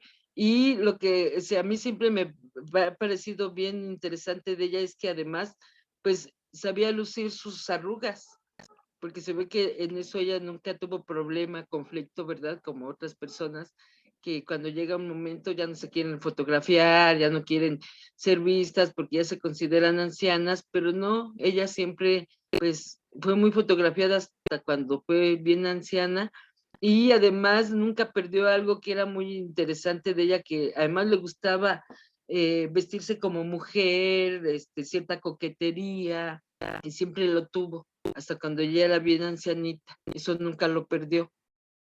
Y esta parte del alcoholismo es como su lado negativo, porque además, pues se supone que las mujeres no deben de embriagarse, no deben de estar borrachas. Y ella reconoce que pues ella sí, llega un momento donde se pues, empezó en la noche a beber, luego ya empezaba en las tardes, luego ya empezaba desde la mañana, y en sus reflexiones de justamente de lo que es el alcoholismo, llega un momento donde dice, y además siempre te dicen que tú ya estás mal, tomando de más cuando ya te pasaste, ¿no? Y pues si uno va y busca como, así como su vida, pues a lo mejor parece que es muy convencional ella, ¿verdad? Porque pues tuvo 2 maridos, aquí está con uno de ellos, y va a tener hasta un hijo, pero pues aquí otra de las cosas que ella tiene, ¿verdad? Es justamente esa escritura que va a emerger de ella borracha o sobria, porque eso es lo que va a ser su punto más fuerte.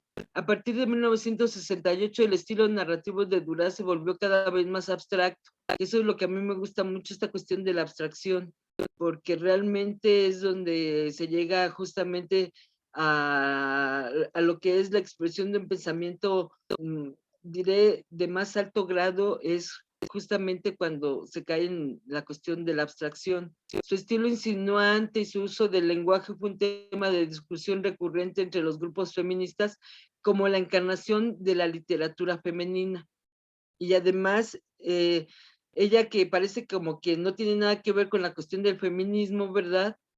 Pues llega un momento donde las feministas dicen, oh, ahí hay literatura femenina, ahí hay narración femenina, ahí hay eso que andamos buscando que tiene que ser lo que tienen que expresar las mujeres, que eso es algo de los planteamientos de las feministas, ¿verdad?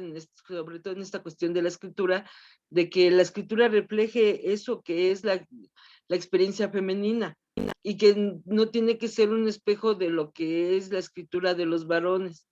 Y entonces lo tiene Marguerite Duras.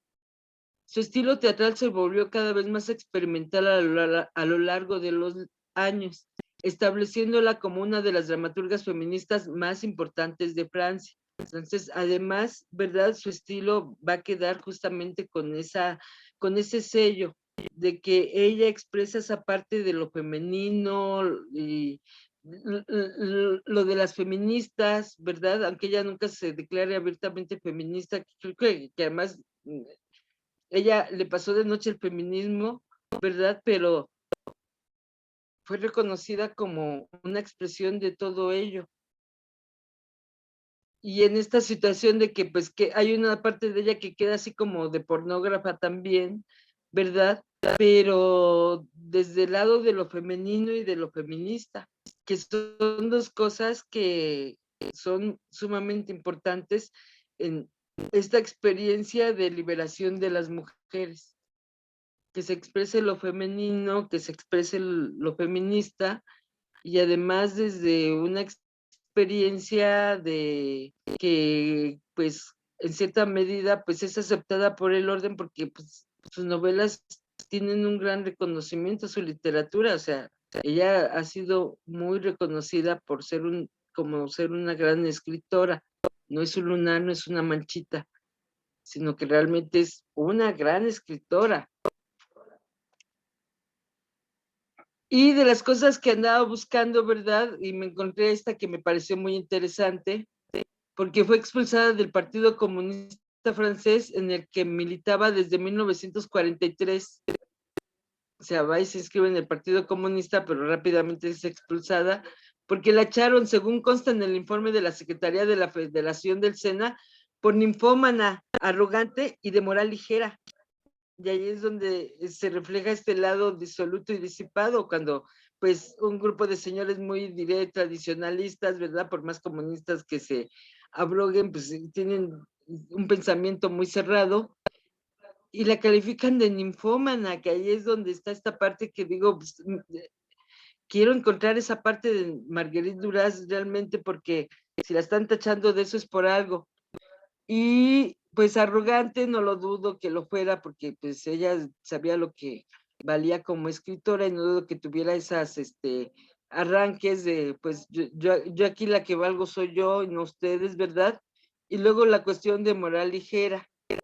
Y además una moral ligera muy especial, porque les digo que además ella sí, hay estas fotos donde ella está cuidando a su hijo, donde ella se ve que pues lo crió, fue maternal con él, y aquí está su hijo de grande, con él también actor, y pues esta parte de la maternidad pues se le dio de una manera también muy especial, sin detrimento de su disolución y de su disipación, ¿verdad? Porque pese a que tuviera ese lado, pues también la tacharon de lo contrario. Entonces, ahí es donde además, pues digo, pues se puedes tener hijos sin descuidar de pronto lo que es importante para ti, sin renunciar a lo que te importa en la vida. Y pues diré, hacerles ese servicio a la sociedad, ¿verdad? De tener hijos. Pero me imagino que no debe haber sido fácil para ella. Pero sin embargo, pues ahí está su hijo, entiendo que ya hasta murió, creo, pero lo que le tachaban de, diré, de mala persona, pues por el otro lado también pudo haber o podía ser una mujer que a lo mejor no se le veía todo eso, ¿verdad? De primera, de cómo pues ahí está cuidando a su hijo, o sea, por una imagen así tú puedes crearte otra idea de ella, pero por lo que calificaron los del Partido Comunista, ¿verdad? Pues también la ponen en otro lugar. Y entonces tiene estas dos vertientes, donde parece que es por un lado así como muy normal, pero por el otro lado, pues también tiene su lado de disipación y solución. El cine de las mujeres es distinto por cuestiones ajenas a las películas, como el dinero. A mí no me han pagado en ninguna de las películas que he participado. Eso también es política. Entonces, eh, pues como quien dice, pues entonces hacía cine porque le gustaba hacer cine, ¿verdad? Y a lo mejor no necesitaba que le pagaran por hacer cine, porque les digo que ella pues, fue muy exitosa también con la literatura. Aquí es una foto de uno de sus personajes, es una película que se llama El Camionero, entiendo, y trabajó con Gerard Depardieu, y entonces hay muchas fotos de ellos en donde se ve que ella está pues revisando el guión, porque ella era una guionista, ¿verdad? Directora, pero también guionista. Y la película Hiroshima Mon Amour, que se la recomiendo mucho, de Resnais, ella hace el guión. Y justamente lo que es muy interesante de la película de René es cómo es este personaje femenino de Hiroshima Mon Amour. Y pues tiene mucho que ver porque ella es la que hizo el guión, justamente. Fue directora de cine, aquí se va en su trabajo de dirección de cine, donde les digo que es una parte que me parece muy interesante de ella, que supo pasar su literatura a imágenes, imágenes en movimiento, o pues a lo mejor dirán sus detractores, pues, ¿para qué usó el cine si no movía a sus personajes, no? Porque hay unas escenas donde pues parece que nomás están posando sus personajes de las películas, pero justamente ahí es donde ella expresa esta otra manera de narrar, ¿verdad? De construir sus películas de otra manera. A mí su película que más me gusta es esta que se llama India Song. India Song es aclamada como un texto feminista experimental que critica simultáneamente la cultura colonial, el estatus de la mujer en la sociedad y las representaciones del cuerpo femenino. Las críticas feministas dan mucha importancia al hecho de que todas las voces de la obra película están incorpóreas y que los personajes son vistos como cuerpos físicos sin diálogo directo. Esta técnica experimental se considera una crítica a las representaciones tradicionales de la mujer. Y pues ya, yo además lo considero como una crítica justamente al modelo institucional de representación cinemática de Hollywood. Ella rompe con ese paradigma en sus películas, por la manera en que construye sus películas, ¿verdad? En esto de que las voces no concuerdan con los personajes, de que los cuerpos físicos sin diálogo directo parece que están aislados, y es otra manera de narrar en el cine. Y ahí es donde me parece muy importante lo que ella hace, no solamente como escritura, sino como narración cinematográfica, porque realmente está rompiendo con el MIRC, con esa manera de hacer cine comercial. Y pues también por eso, pues de pronto no es tan vista su obra de cine, ¿verdad? A lo mejor no es tan famosa su obra de cine como las películas, como las novelas, perdón, pero está muy reconocida también lo que es esta parte de cineasta como ella, como cineasta experimental. Es un claro ejemplo de lo que se puede hacer en el cine, pues nada de ese marco de Hollywood.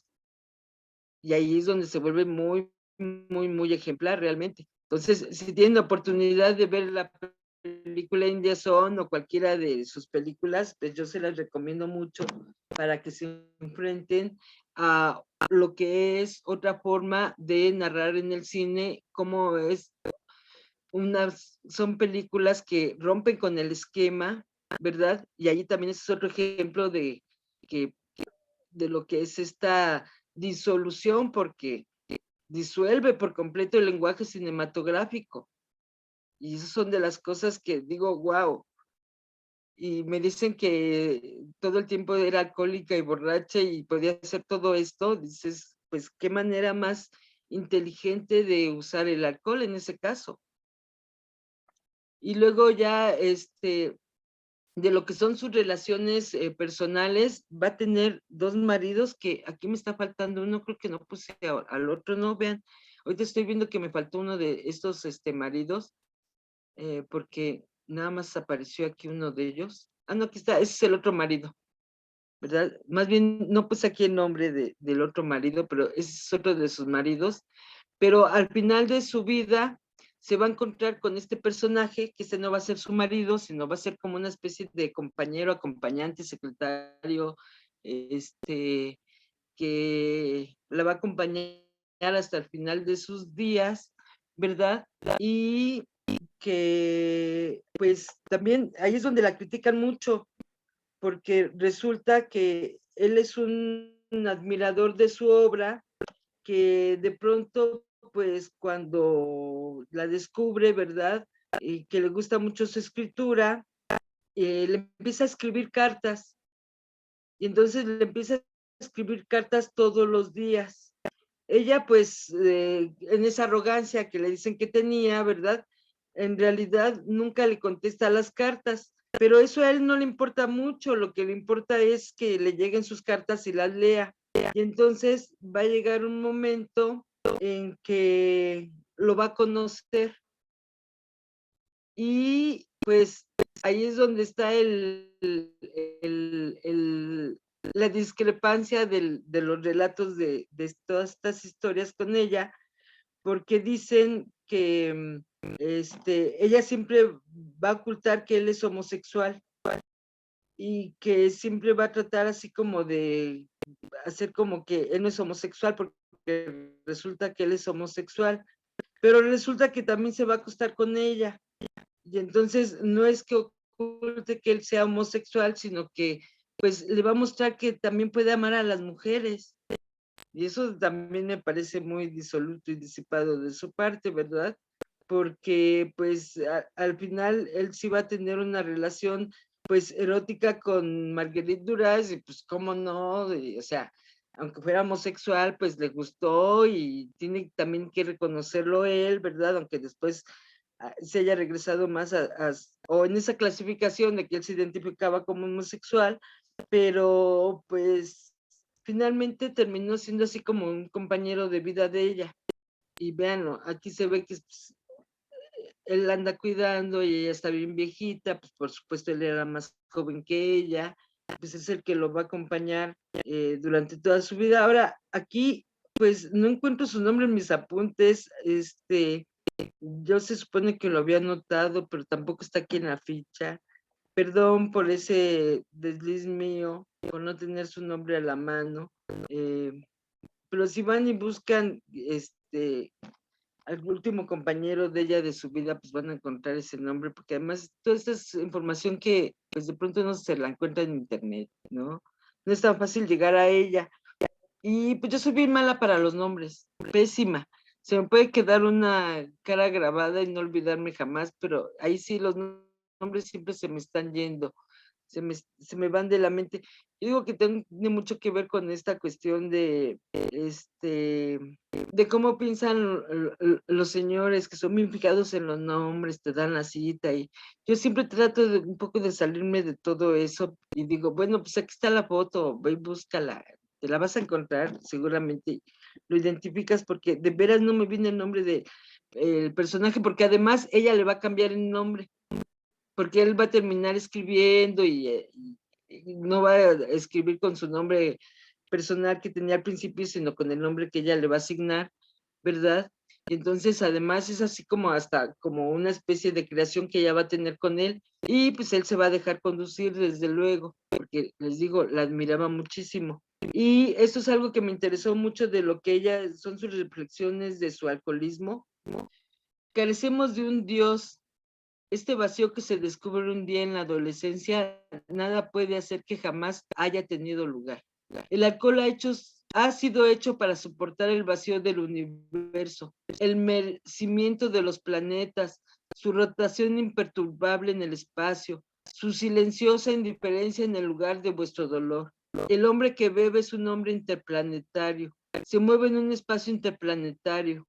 Es allí donde permanece al acecho. El alcohol nos consuela, nos amuebla los espacios psicológicos del individuo, solo sustituye la carencia de Dios. Entonces ahí es donde no solamente me explica lo que es el alcohol, sino que me explica su ateísmo, ¿verdad? Porque ella pues aquí lo que está viendo es que pues, no hay Dios, o sea, está reconociendo que no hay Dios y además que es una carencia que de pronto puede tener la gente, ¿no? Esa ausencia de Dios, es saber que no hay nada y que el alcohol suple eso. No, el alcohol nos consuela, ahí me faltó una S porque nos amuebla los espacios psicológicos del individuo, o sea, amuebla esa carencia, ese vacío que de pronto puede existir, sobre todo en las personas que andan buscando a Dios, ¿verdad? Donde andan tratando de llenar ese vacío existencial que tienen y que pues de pronto se encuentran con Dios y con eso pues llenan esa carencia, pues aquí esa carencia ella se la llenó el alcohol. Entonces me parece muy interesante porque además pues justamente los seres humanos, ¿verdad? En este devenir de volverse los humanos que somos y lo que fue el sobrevivir en condiciones adversas cuando se les acabó su nicho para habitar y entonces tuvo que venir un largo proceso de adaptación y de evolución de los humanos. De las primeras cosas que van a encontrar es justamente la cuestión de la fermentación, de que hay unos alimentos que se fermentan y además pues es muy parte de la experiencia humana beberse esos fermentados. Y dependiendo de la cultura, pues te van a ir tocando unos fermentados, ¿verdad? Que derivan unos en alcohol. No todos los fermentados derivan en alcohol, como pues podría ser el queso, ¿verdad? Pues viene de un proceso de fermentamiento, pero hay unos derivados como la uva que terminan en alcohol, el azúcar, la caña, ¿verdad? También termina en alcohol, el arroz se puede hacer también alcohol, y como algo muy propio de la experiencia del pensar humano. Entonces aquí ella además ve que no sataniza esta cuestión del alcohol, aunque ella diga que la mata, sino que dice es que está llenando ese vacío que de pronto los seres humanos pueden tener. Y además, lo que es esta reflexión que ella hace del alcohol, dice, y además así se puede explicar cómo hay gente que de pronto renuncia a todo por volverse, pues, como decimos aquí en México, un té por ocho, ¿no? Esas personas que terminan tiradas en la calle y que además ya nada más viven para el alcohol, pues ella lo ve hasta como una cuestión de mística, ¿verdad? Porque pues ya, o sea, están con Dios estos alcohólicos, porque ella ve claramente que eso es lo que suple a Dios en este mundo de nihilismo. Y por eso además no basta con que tú te preocupes por ellos y los quieras llevar a un albergue y ellos se salen del albergue y regresan ahí abajo del puente donde se juntan con otros como ellos. Entonces, además a mí me hace reflexionar muchas cuestiones de todas estas personas que renuncian a todo por el alcohol y es que tienen esa gran carencia y con eso la suplen y les digo que a mí me hizo reflexionar de que incluso es hasta como una cuestión mística, para que vean de otra manera a todas estas personas también. Me parece muy interesante que no las satanicen, sino que entiendan parte de por qué están así. A lo mejor esa es la manera en que tienen pues, llenar su mente, ¿verdad? Con algo que para ellos ocupaba el lugar de Dios. Y pues ya ven que la experiencia de los sacerdotes, un grave problema que de pronto tienen es que justamente por hacer sus ceremonias con vino se vuelven alcohólicos. Entonces, además, no está muy errada porque en prácticas religiosas como es el catolicismo, realmente se necesita comulgar con vino, ¿verdad? Pasar por esta experiencia del alcohol para encontrar a Dios. Entonces, pues, ahí es donde está esta parte de ella de cómo explica su alcoholismo. Y bueno, creo que ya se nos acabó el tiempo, ¿verdad? Como siempre, podría seguir hablando más de los personajes que yo aquí les estoy comunicando parte de su obra, parte de su vida, parte de sus ideas, y sobre todo pues con el interés de que ustedes también pues vayan y busquen más información de todas estas mujeres, que son súper interesantísimas por el lado que uno los vea. Y además pues pueden irse por el lado de la investigación seria, documental, académica, y si no, pues pueden hasta quedarse en el puro lado de los chismes y algo sacarán positivo de todo eso, porque además son mujeres que de pronto pues se les hicieron muchos chismes en los periódicos y las han juzgado de manera negativa, a Simone de Beauvoir por su relación con Sartre, que se traiciona el feminismo, Marguerite Duras justamente por su alcoholismo, su ninfomanía, pero se aprende mucho hasta de los ejemplos negativos, pero yo siempre las veo como ejemplos muy positivos además, ¿verdad? Ni las juzgo ni las censuro, sino al contrario, pienso que qué difícil es ser mujer en un mundo adverso. Y ahí es donde pues yo las admiro mucho que pese a todo, las circunstancias adversas y ajenas a lo que podría ser su experiencia, Jan Andrés Steiner es su nombre completo. Ya lo encontré el profesor Mendiola exactamente. Ese es el nombre de la persona que la va a acompañar a Marguerite Duras al final de su vida. Y pues él siempre la admiró mucho, aunque de pronto se encuentra uno ahí algunos comentarios que los periodistas como que tratan de encontrar y pues ahora sí que conducen o inciden, ¿no? Pero pues yo digo que eso ya es lo de menos en realidad ante lo que ellas por un lado vivieron como mujeres, ¿verdad? Y por otro lado pues toda la obra que han dejado. Y bueno, mañana iremos con las experiencias de las pintoras mexicanas, ¿verdad? Que son 4, Frida Kahlo, Remedios Varo, Lilia Carrillo y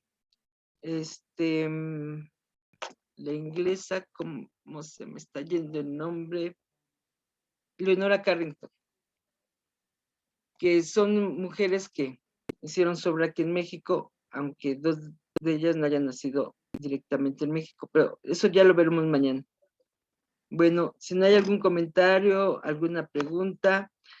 Las personas que ya eligieron un libro, que ya hay 14 personas ahí en el aula, ¿verdad? Pues ahora hagan un esfuerzo por comentar algo de lo que ya están leyendo.